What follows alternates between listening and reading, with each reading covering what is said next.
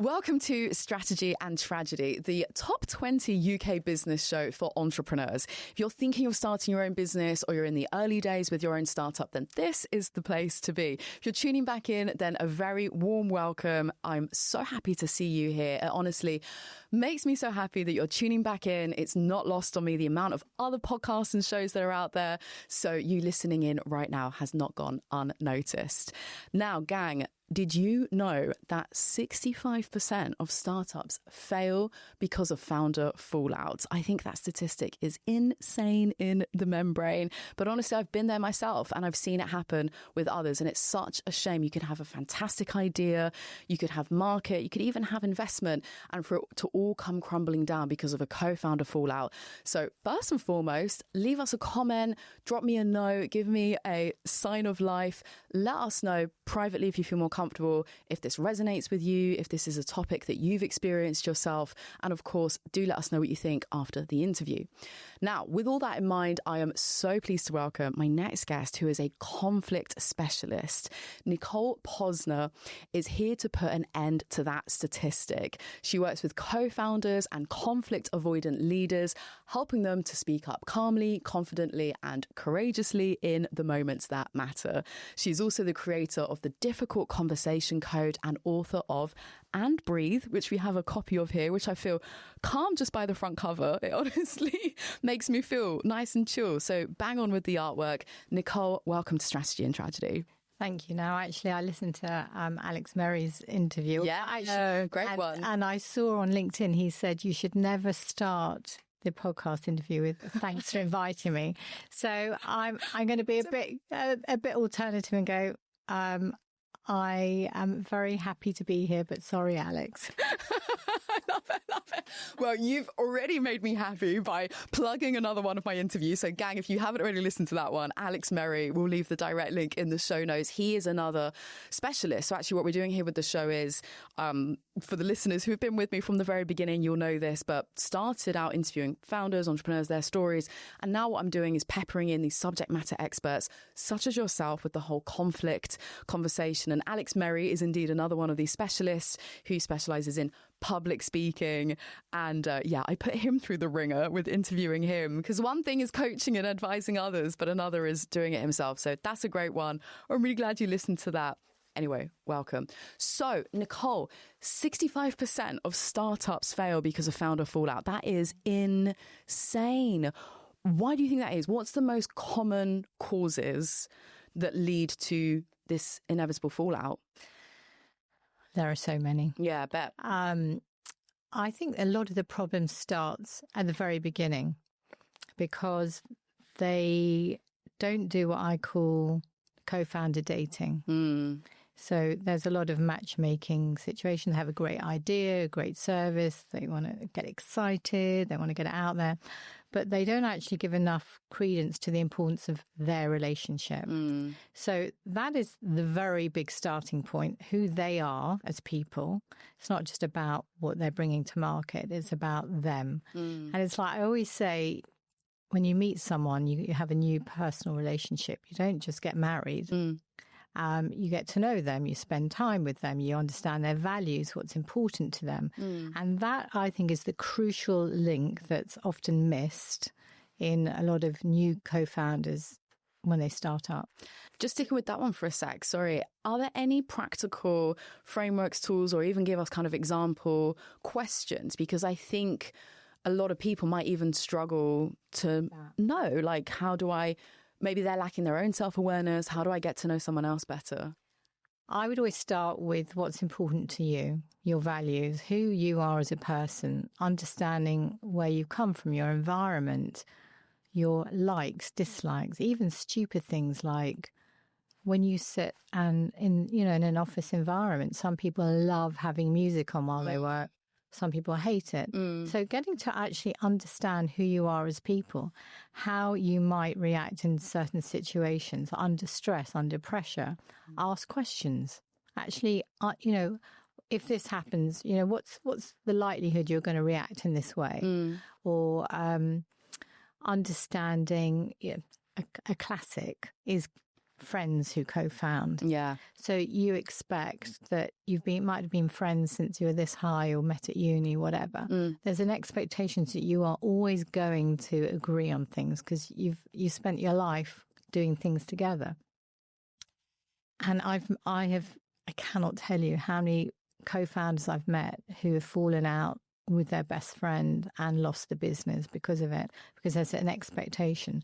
So you almost bypass the dating with friendship because you don't do your due diligence. Exactly. And so I would say if you are going to co-found, for example, with a friend, sit down and say, okay, we know we love each other because we're here, but how are we going to work together? So going back to actually the list of things, what vision and mission for the business? So many people think we're going into business together, yay! But actually, do you want to be a lifestyle business or do you want to be a unicorn? Yeah. Is there alignment on that? Vision can also change as well further down the line. Discussions around, status, hierarchy, that's also very ego-driven as well. Yeah. And if you get to the point where, one of you is going to become a CEO, are you the right person for that role to take the business forward? Also, salaries, remuneration, those kind of questions are things you need to sit down and discuss at the very beginning. I'm going on and on, but I'm just getting excited about this. And so... you talk about the status, and then there are things like changes in your personal circumstances. So you might both start out, or might be more of you actually, where you're young, free and single, and then one of you gets married, has a baby. So suddenly your commitments within the business change time-wise and what the sort of effort you want to put into it. And while one of you might be thinking, you know what, why aren't you working till midnight every night and working weekends? And the other one's like, I've got other commitments that are priority now. So that can create a lot of friction as well. If we go back to the beginning for a quick second on that and like that discovery stage, there's a couple of things that come up, a couple of challenges that not only I can imagine, but I've definitely witnessed either firsthand or secondhand. So one of them is with the questioning, right? So if we say like, okay, sit down, what are your values? How do you react in this situation, et cetera, et cetera.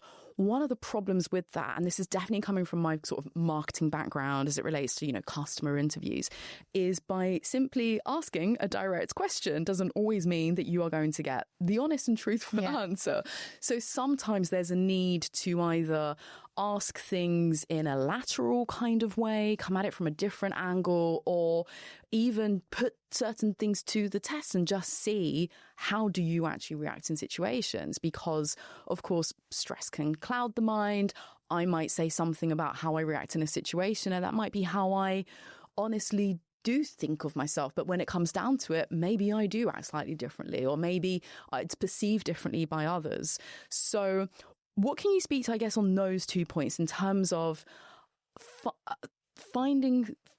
getting to the information truth without just directly asking questions? Quick one. So sorry to interrupt. I'm sure that you are on the edge of your seat listening to this interview. At least I hope so. I'm so aware of all the other podcasts that are already out there. So the fact that you've decided to tune in and listen to this one is not lost on me. If you can just go that one step further and hit that follow or subscribe button, doesn't cost a thing, takes 2 seconds. Now is your chance to do that. It means so much. Really appreciate your support. Thank you so much. Now let's get back to the interview.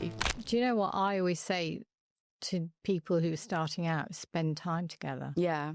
Not just sit down like, this is an interview, but actually, spend proper time together. See, you get to know people in different ways. It's not always about tell me your life story. Exactly, yeah.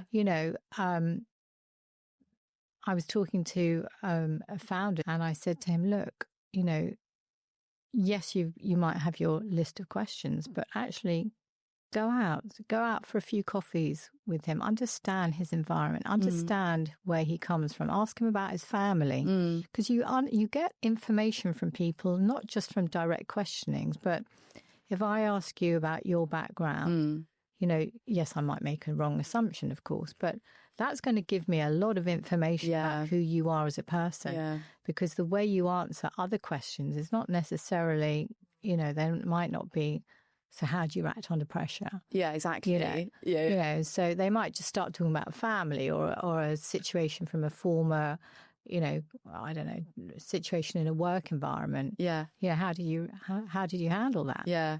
It's not like exactly. So it's extracting information in different ways. It's giving them an opportunity to story tell, is how I see it, kind of an open-ended. It's funny because literally just earlier today, caught up with a friend and she's helping me out with something, and she was saying about asking someone, tell me about the best boss that you ever had, and how it's one of these really eye-opening questions that reveal much more than you think on the surface, right? Because actually even through that answer, and especially if you do let them just kind of talk, they're revealing their values, they're revealing how they want to be managed, if they want autonomy. Do you have any sort of frameworks or practical tips throughout that dating period? Because what you bring to mind for me is some of these accelerators that do their own kind of co-founder matchmaking. Yeah. And I know, for example, some amazing co-founding teams that have gone through the Founders Factory Accelerator, for example, and they've shared with me this very accelerated, like from first date to marriage in, I don't know, kind speed of dating. 12 weeks. Yeah, speed dating. And I can't remember it off the top of my head, but for example, like they have got tried and tested sort of framework and process that they do take them through. There's certain scenarios that they might put them in. Is there anything that you could add to on that side at all? But I have something I call the conflict charter at the beginning. So what is that? That is a mutually agreed document, not legally binding. It's a informal document where you sit down and you think of all the what ifs that could go wrong. What if one of us wants to leave the business? What if we get to a point where our relationship breaks down? What if we want to bring in a CEO and the other one doesn't want to? And you bring to the table as much as you can and you discuss it and you say, what are we going to do if this happens? And you mutually agree, this is how we're going to act. Now, the reason that works is first of all, you've both agreed, you've both mutually agreed it, so you've both committed to it.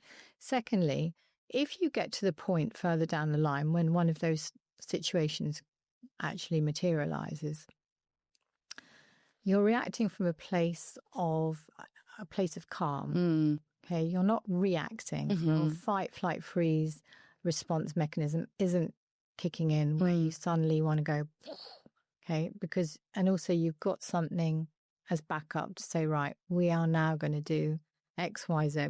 We can't agree this ourselves. This is what we are going to do. And that just gives you like a safety net as well. It just means that sometimes when you are caught in the crossfire, we see red. Yeah. You're not going to react in the best way, are you? Right. It's getting those awkward conversations out the way sooner than later. This sort of links to another question I wanted to ask you, which was that honeymoon period. So again, coming from both firsthand as well as, close secondhand experience, is I, for one, like if there's a new project or a new business idea, I get so excited. And I just get like I'm already quite excitable and very energetic anyway, but if I'm like, oh, this could be so good, we could make so much money, we could do this and that, and I'm thinking about it constantly, like more and more ideas, and I'm coming up with stuff, and I'm like late at night, I'm rolling over to my notebook, scribble down more ideas, it's the first thing to mind. How can you, again, practical tips when you're in that mode, early days, and it can be either or both, the excitement of the idea or collaborating with this person, it can feel so counterintuitive to say, I know that we are on a massive high right now and we're both giddy and excited, but can I sit you down and do this conflict charter with you? No, I'm not saying at the early stage, sure. A little bit further in. Yeah. It's not, So it's okay to have a honeymoon. definitely okay to have a honeymoon, but always be mindful. So this is the thing about when things go wrong. Yeah. Insurance policies. Okay. We don't ever want to have them, right? But in business and in life, we unfortunately do. And they're there to protect us. Mm-hmm. And this is, where you've got, the devil and what's the opposite Angel. of the devil? The angel, thank you.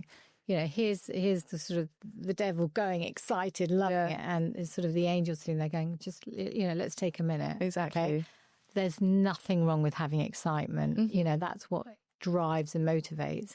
But it's like having that little bit of an insurance policy to say, just to be aware, okay? Because I know everyone gets caught up in that excitement in the early days, in that honeymoon period.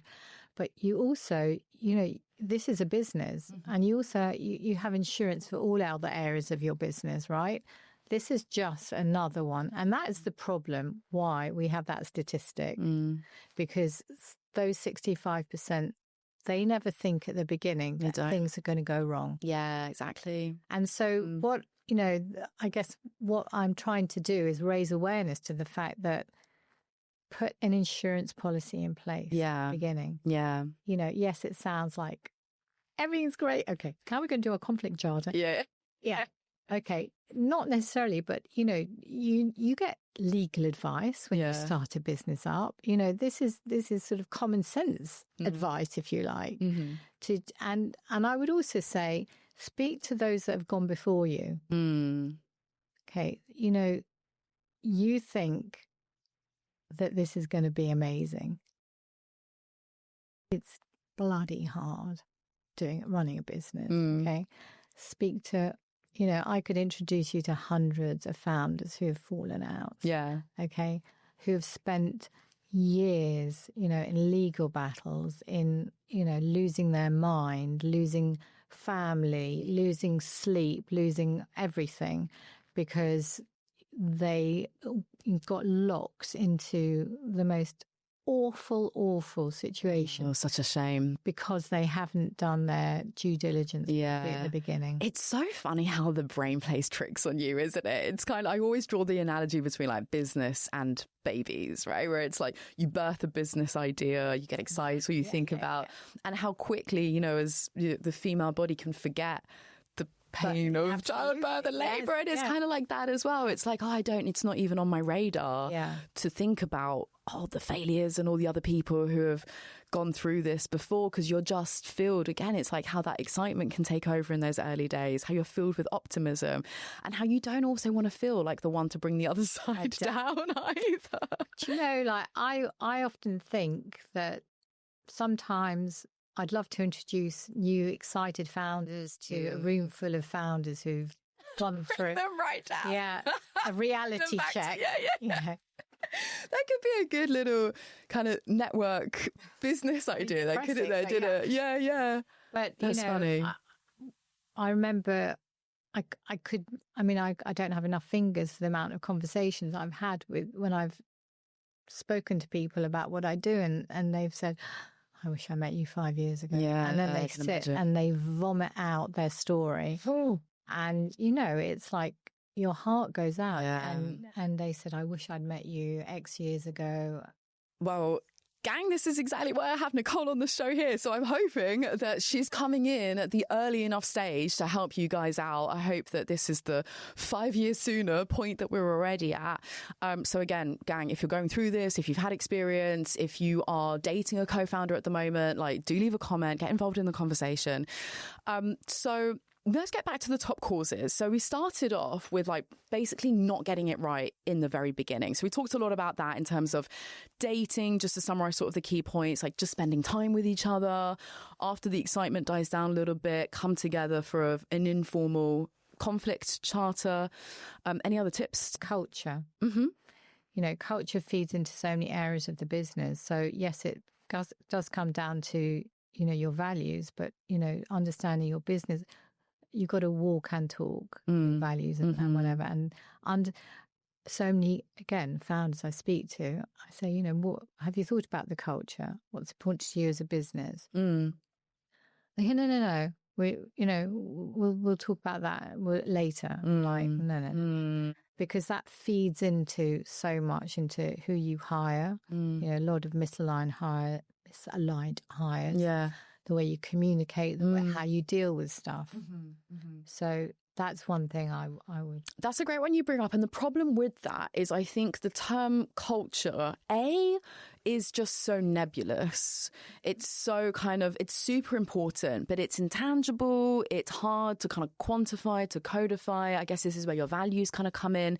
But also I feel like there is a connotation with larger organizations, like this is our corporate culture. But of course, this still applies in the very early days. The problem with that is in the early days, you're so thinly stretched. Yeah, I get that. You're just trying to like make ends meet, find product market fit, do your interviews, pivoting, all the rest of it. That culture is such almost a luxury much further down the line, right? But it's not. It may feel like yeah. But again, this is what I try and drum in is, much further down the line is when the problem is going to happen if you don't deal with it now. Yeah. Don't say deal with it, think about it. And you're right, it is like such a word that's thrown around. Yeah. Like you worked on your culture. But do you know what? It doesn't even need to be culture. It's just know who you are, who you want to be, how you want to be thought about as a business, what's important to you. How you behave. Yeah. Sustainability. I don't know, whatever it happens to be. But live and breathe that. Don't just write it down on a bit of paper. Yeah. Behave it. And that will reflect a lot. That again, a lot of misaligned hires have been because, and that's cost them money, time, headspace. Yeah. Because, when they're desperately trying to get this business up and running or scaling it, and you're bringing in the wrong people, and you're dealing with people problems the whole time. Massively detrimental. Is like, that takes a lot of energy 100%. From you and focus. So while, yes, it doesn't feel like it's a luxury, as you said, where I'm sitting on the other side of the table, having seen when it's gone wrong, I want to drum into people. It is important at the beginning. Know who you are. Yeah. What comes to mind for me on that is one of the very many Bezos decision-making frameworks. There's actually a whole huge article. It's absolutely humongous on all the way that Jeff Bezos thinks.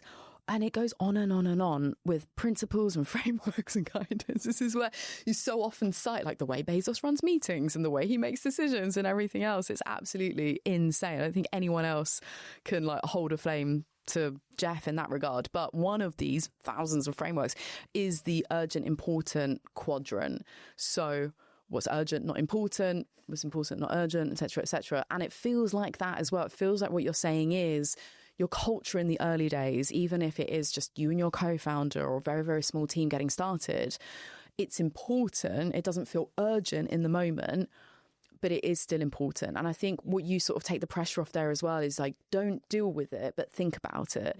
And I think what anchors that is the self-awareness. And part of that is kind of the emotional intelligence. How well do you even know yourself before you get to know somebody else that well? Because that's going to translate into the culture, the precedent that you set for the company as you grow. Okay, so we sort of summarize like the dating sort of stage, discovery. What are some of the other, so beyond that, if you haven't quite got it right from the very beginning, what are some of the other top conflict causes that you've seen in your experience? Poor communication, the way people respond if they don't agree. Yeah. Silence is often... Because to be fair, I don't think any of us have been taught this. What can we do about that? So my ethos in life is always, doesn't matter how uncomfortable it is, you have to have that conversation. So what you see with a lot of conflict avoidant leaders, for example, they will sit with it, and then it just escalates and escalates. And either it blows up or the conversation never gets discussed.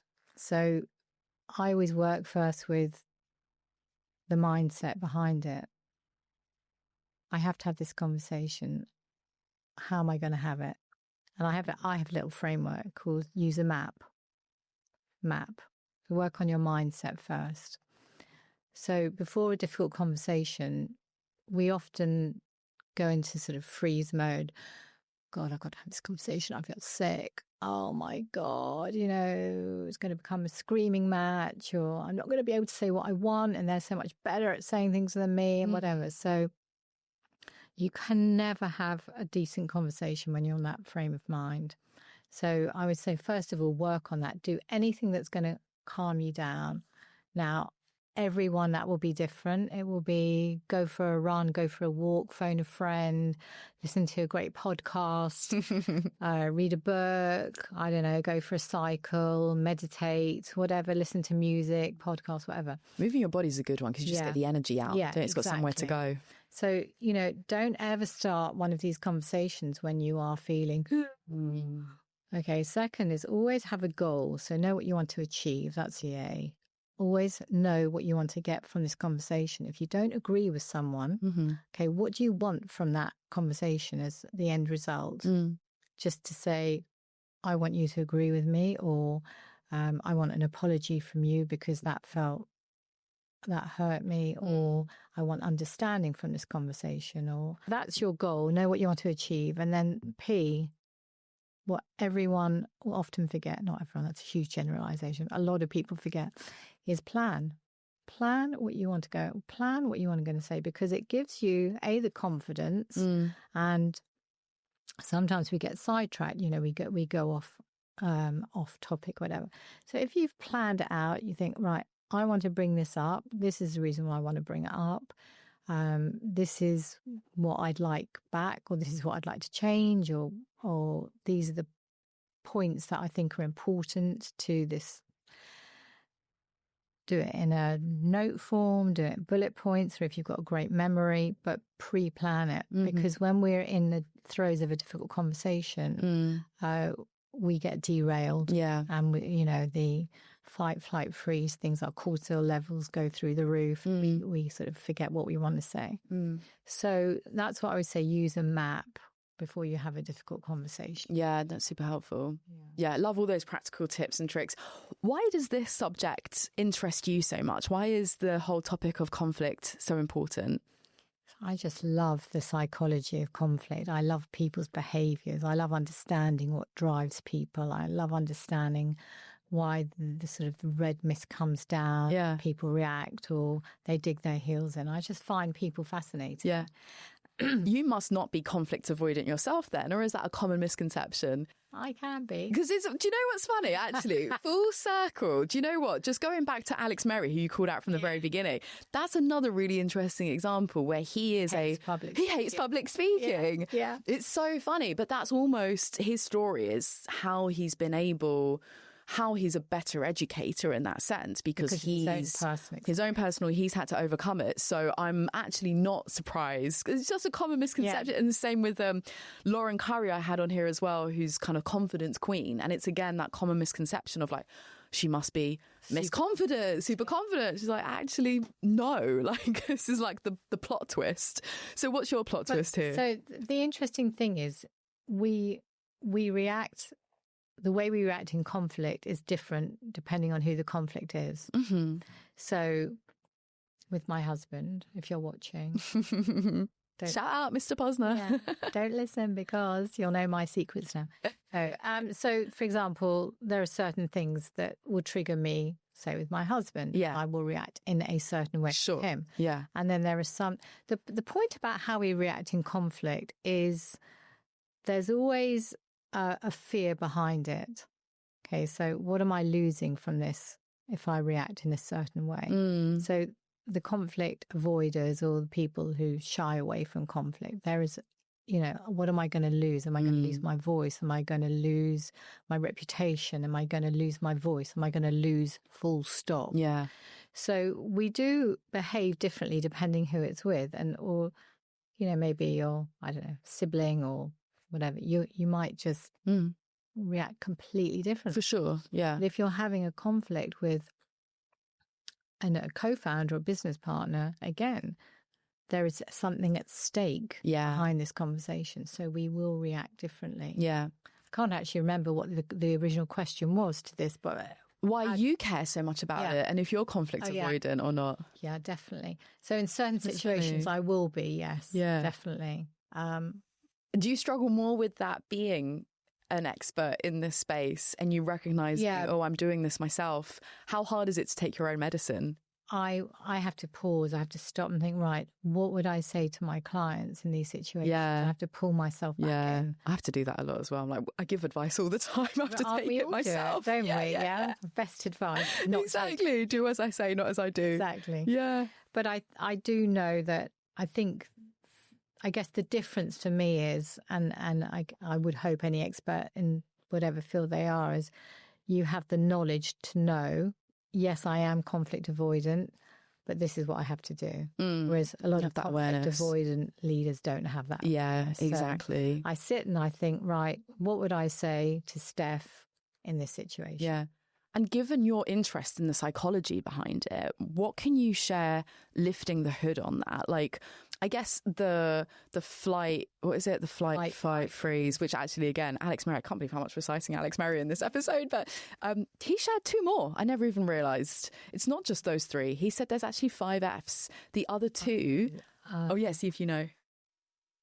It'll come to me in a minute. Do you know, I only remember one of them. So I hope you remember the other one. The other one is fawn. Fawn and flop. Flop? Was it flop? Yes. Yes. You might be right. Yes. You've got fight, flight, freeze, fawn, flop. Yeah. So I get, at least with the first 3, the original triad, I get that is an evolutionary survival mechanism. I understand that. But is there anything else that's interesting? So I guess actually more with the psychology on the avoidance of conflict. I get the fear side of it, but why? I mean, I can't stand it. Like, why does it feel so horrible? It's a perceived threat. So an emotional threat as opposed to a physical threat. So there is something that, as I guess what I was trying to explain before, it's like there is something that is going to happen to me emotionally, perceived. Yeah. It won't actually happen, but it's a self-defense, self-protection. If I get pushed back or if this is confrontational, it's often based on something that's happened to us in the past. So perhaps you had a confrontation with someone when you were a child, growing up, with your parents, or the environment you were brought up in. And certainly as a child, from the 6 months to 7 years, if, let's say, something happened to you at school, let's say in that time, our minds don't have the capability to think, okay, someone's bullying you. Okay, well, they're a nasty person and whatever. But what you make your own decision about what that means. Yeah. That means that I'm a bad person or I'm not good enough or whatever, and that feels uncomfortable. And so you carry that with you. Internalize it. Your whole life until someone stops you or you are able to recognize that. Yeah. So your reaction in every situation thereafter in many years is always the same, but you're not aware of the why behind it. So it could be environmental, it could be, as I said, something that happened as a child, or you've seen it happen. So your parents, you grew up in a home, where your parents were always shouting and screaming, and then your dad left your mom. Yeah. And then so you take that as, oh my goodness, shouting is terrible. Therefore, I'm never going to, enter into a conversation that feels confrontational because something bad is going to come from that. So we subconsciously apply this meaning to it, and then we internalize it. Yeah. And then we go out into the working world and we don't get therapy or training. And then we go into these situations and then all the excitement spurs us on to build the next unicorn. And lo and behold, 65% of startups fail. Boom, boom. Are there any, have there been any conflicts that have been the worst of the worst that you've been beyond resolve? This is less helpful and more just spilling the tea now. Yeah. And like the causes behind that, like what's beyond salvageable. I mean, there was one that springs to mind where I was called in actually post grievance investigation as a mediator, and there was two men, and one had been accused of attempting to strangle the other one. That's how bad it got. Yeah. And wow. I remember sitting there and I walked in and I said, yeah, hi, how are you? And today, and, you know, just making polite comments. How do you think I am? Someone's just attempted to strangle, you know. Oh my God. And I was like, okay, this is going to be tough. Needless to say, wow.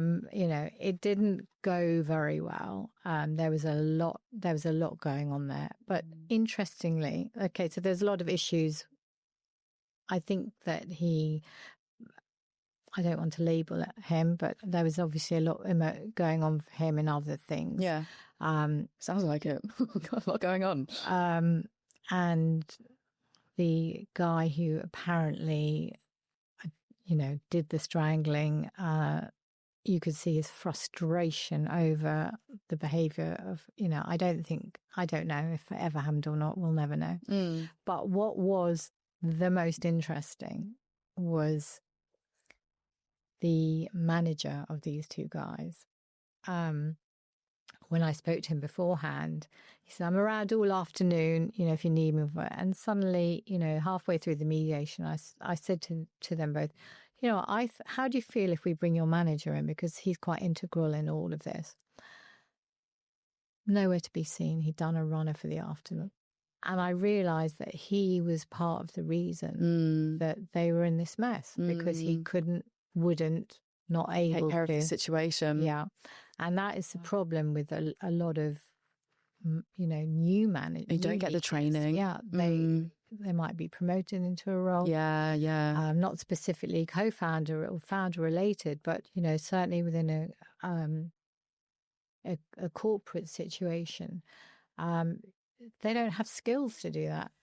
Exactly. And this is I mean, the world of work, I'm so grateful that the world of work is changing in so many ways. Yeah. I'm going to try and not open up that can of worms. But one of these areas that still needs to change is this weird, just accepted path of the career progression from, I'm interested in this field, I'm kind of good at it, I spend time working on it, and I get so good at it that I move up the rankings and I do less of the work that I'm good at. And then suddenly I have to do this other thing that I wasn't interested in the first place. I don't get any guidance or training. But it's every single company will. I'm sure everyone can relate, even if, like, you know, previous jobs you've had or whatever.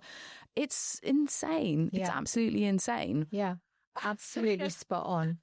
And there's a company, it might be Meta. Well, I'm pretty sure. I think Nicola Mendelsohn did an interview. Oh, I love her. Yeah, she's great. Yeah. It could have been with Stephen Bartlett. Well, I might have made this up. Anyway, I'm pretty sure it was her. And I think that to this point, that she said when they promote within the business, they don't necessarily promote people into people management roles. They promote them sort of sideways or into another role, so that they still get the recognition. They might get a pay increase, whatever. But people are not necessarily interested in people management. And it makes me wonder, kind of like ripping up the rule book again. Like, I feel like there is this expectation that working up to managerial roles, again, apologies, I know this is entrepreneurial and we've got into a bit more sort of corporate management, but it's an important topic. The kind of the connotations or the expectations of that is that you have a certain amount of experience and therefore you're at a certain age. But what about if there were, regardless of age and experience? So let's imagine if there were a younger person, somebody that's fresher in the workforce, but they have very high emotional intelligence. Maybe they grew up with lots and lots of siblings or a big family, and it's something that it's a skill set in its own right that comes naturally to them. That, you know, they might be in their early to mid 20s, for example, but they are good at mediating, just a real true people person. Like, why does it have to mean that or you've had 10 years doing this thing, suddenly you're going to manage other people in this thing. Anyway. I agree. I mean, I think it'd be wonderful. It'd be wonderful. I think it's coming. Yeah. Any insights you can share from that particularly bad conflict? Any learnings out the back of that before we move on?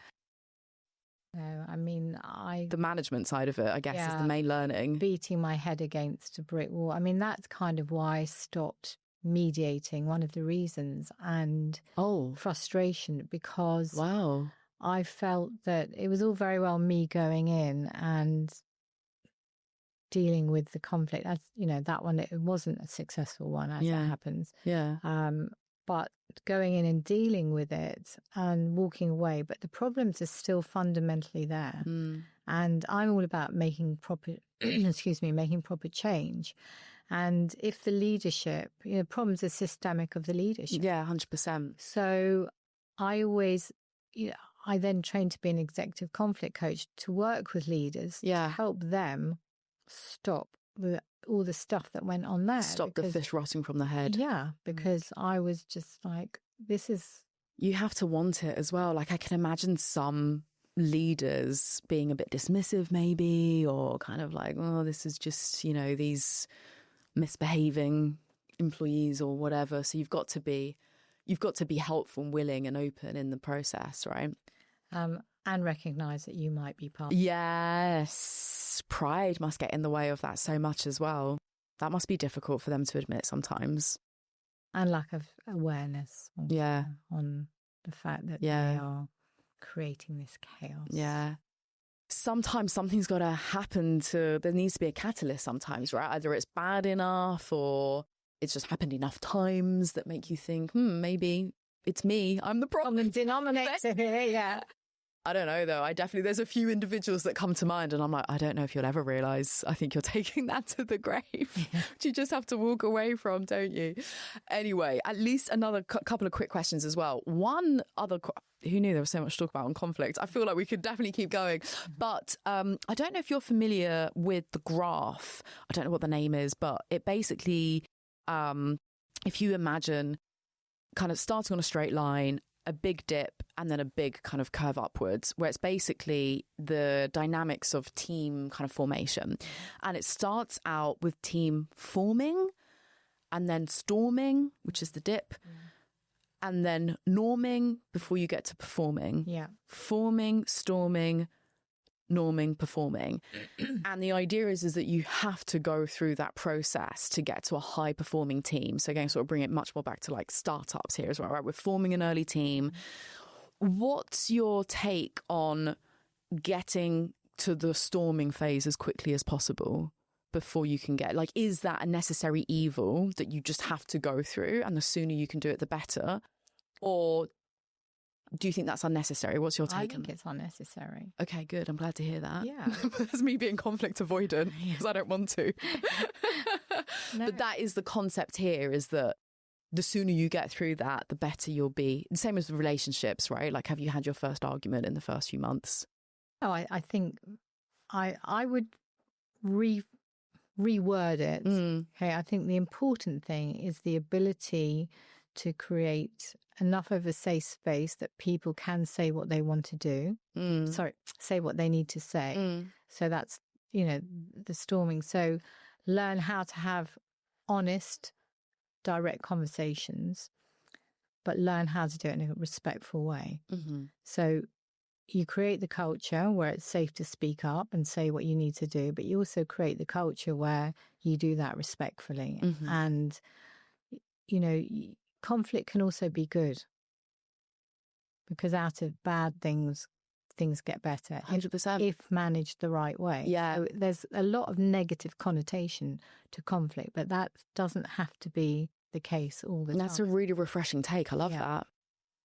So I think that's quite important. And dynamics also, when you're building a team, there's so much that goes into it, but, personalities as well. You've got to have the right people in the team and to work collaboratively together.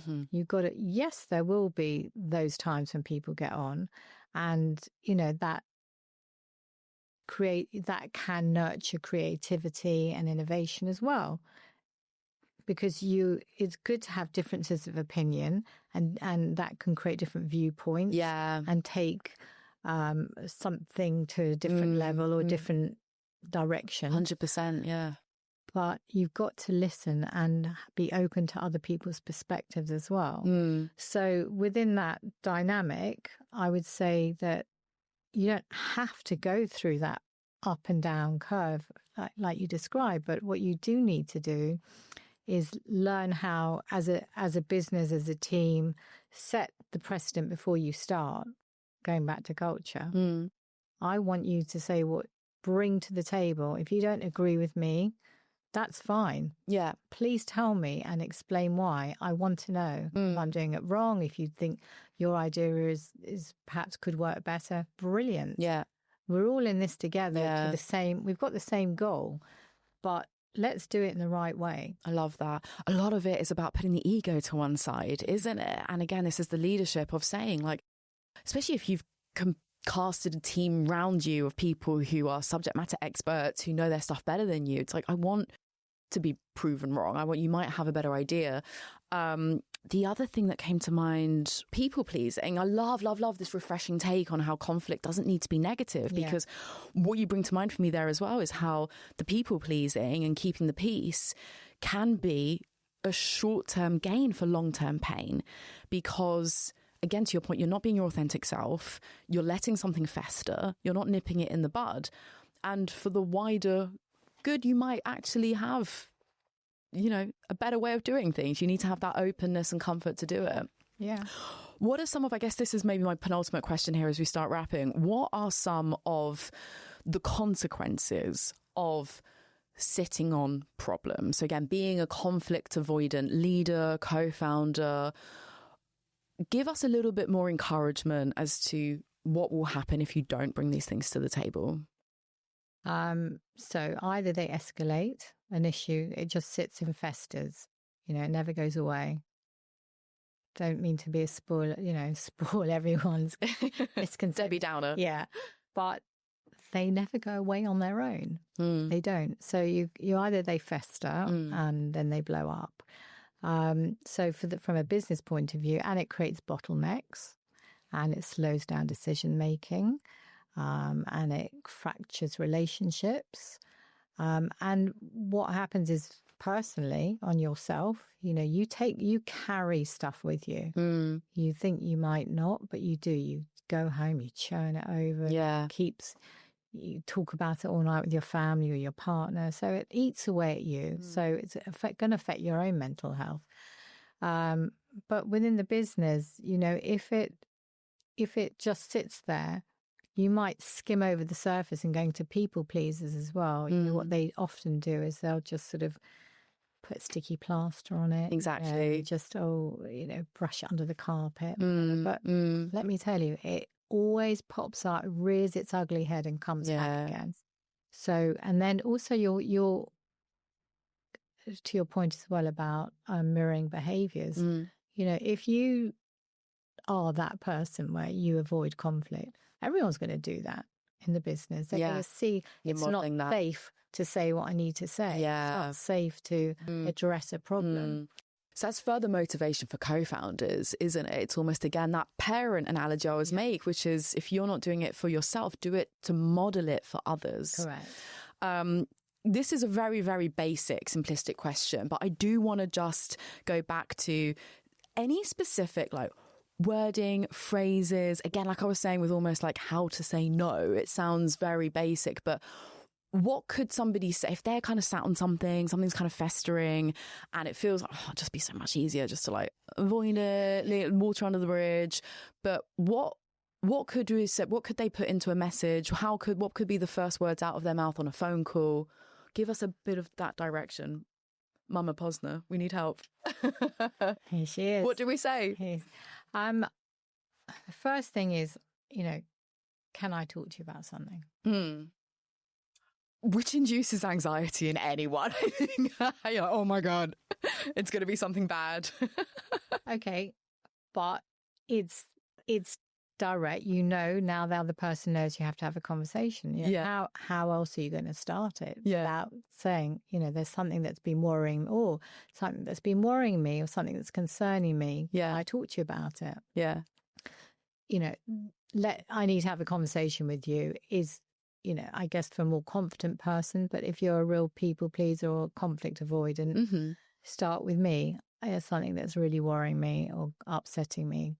I'd love to have a chat with you about it. Yeah, nice. I'd also, the word that I recommend no one uses, and I do still do, is the but word.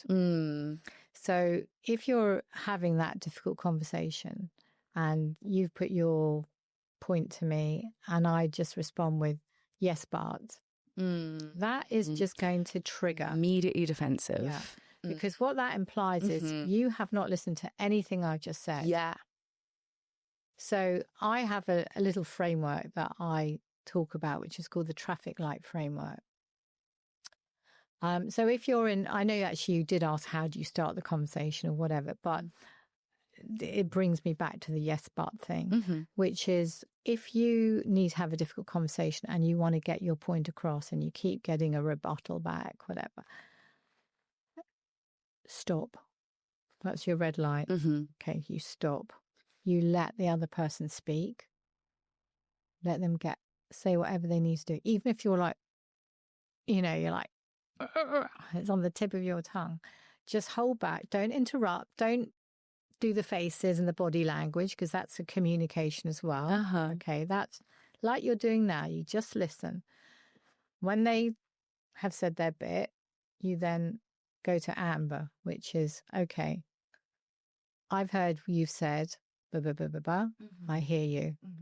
And I understand that you're upset because. Can I explain my point now? When someone feels heard, okay, they know you have acknowledged what they've said. You've not just listened and said nothing. You've acknowledged it. That's when someone will be ready to listen back. Okay. And then when they've said yes, that's psychologically giving you their agreement as well. You then go in green, which is, can I share with my perspective with you now? Love it. Nicole, I am so happy that you mentioned that. Those are the magic words that I was hoping were going to come out at some point, because I don't think enough people realise the power in just playing back to you what I've heard. I cottoned on to this, honestly, as a bit of a sales kind of trick years and years ago, like such a long time ago, maybe one of my business development roles in an agency. And I could see, I think I'm also very perceptive. I pick up on the tiniest micro facial movements, and I noticed how much people's eyes would light up, especially if you're in person, not over Zoom and stuff, but how much their eyes would light up. And I can just tell the teeniest micro responses from the other person, the power of, I've not only heard you, I'm proving I've heard these, and using their own words back. And the other reason I'm really happy that you mentioned this is I've recently made friends with an incredible expert in the field of non-violent communication. Is that what it's called? Non-violent. It's NVC. NVC. And it's not, what does the C stand for? Non-violent communication. Yeah. NVC. And she talks a lot about this as well. She talks about this concept of fingerprints. I don't know. She's an expert in it, but it goes back to that, the wounded child, that younger self of we all need to be seen and heard. And especially in those high stakes, high energy, red flag to a bull conflict situations, it's such a diffuser as well, isn't it? It's, you want to disarm the other person. And I think it's also that reminder that we're on the same team. We both, goes back to your point around vision, we're both working towards the same goal. This is our shared vision. I hear you. I do. I hear you. It's the respect. I think everyone wants to feel respected. It's a way of demonstrating that respect. And then I love the traffic light system. Now, do I have permission to show where I'm coming from? Yeah. Nicole, I'm shocked myself at how much I could talk about. I feel like I could go on and on and on. But we need to start wrapping up. Are there any other top pearls of wisdom that you'd like to share on this subject of conflict before I ask you my final traditional closing question? I think there's one other thing that I would throw into here. Again, it's another one of my framework. I mean, I've got so many, but Right, Bezos. there's two. Okay, there's two. Okay, one is in terms of going back to the communicating piece. Honesty, courage, and authenticity are a pipeline to connection rather than a barrier to communication. So, love that. When you have to have those difficult conversations, lay it down on the table. Be courageous, be honest, but be yourself. Yeah. Just say it, because that will build trust and rapport. So that was one good thing. And the other thing is communicate with heart. So heartbeat, it brings so much. Everyone has a different meaning to it, but my idea of heart is the letters. H is humility, E is empathy, A is authenticity, R is respect, and T is transparency. Nice. So whatever conversation you have to have, bring those traits into it. It brings that human side to it, doesn't it? You're not there. You're not in the battleground. Yeah. You're there human to human. Yeah. But so those are my love that frameworks. I love that. Amazing. Nicole, thank you so much for coming on the show and sharing. I genuinely really do hope that comment you said, that people come up to you and they're like, I wish I met you 5 years before. I hope that this is what we're doing now. Our listeners, thank you so much for tuning in. I hope that you found this helpful. And even just wherever you're at, again, please let us know. I'm super curious if this is something that has happened to you or you're going through at the moment, or even just, I feel like this is a lifelong thing. Like, keep it up your sleeve. There'll be future instances, whether it is with future co-founders, future roles, and in life as well, right? It's all conflict communication. I think I just love the reframe on this as well. I love the reframe that it isn't negative, that it can lead to better positive things. And whether that is stronger relationships, better outputs. Nicole, thank you so much for coming on the show. And thank you too for listening. Episodes are weekly, so I hope to see you next time. Thank you so much.